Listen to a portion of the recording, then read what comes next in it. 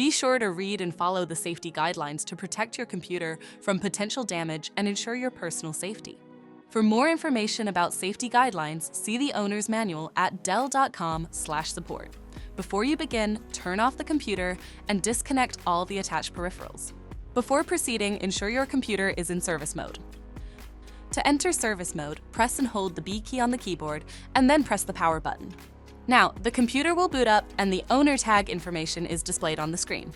Press any key to proceed. The computer will emit 3 short beeps and shut down, indicating it has entered the service mode.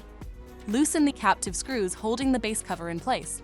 Using a plastic scribe, pry the base cover from the palm rest assembly, starting at the top edge and working your way around to release it from all sides. Now, lift the base cover from the palm rest assembly. If your computer is unable to enter service mode, disconnect the battery cable from the system board.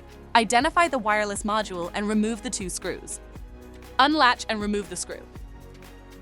Remove the latch and disconnect the cables to lift the module out of the system. To reinstall the wireless module, place it back in the system and reconnect the cables. Relatch and tighten the screw. If the battery cable was disconnected earlier, make sure to reconnect it to the system board. Next, align the base cover with the palm rest assembly and gently place it into position. Tighten all required screws to secure the base cover in place. To exit service mode, connect the AC adapter and press the power button.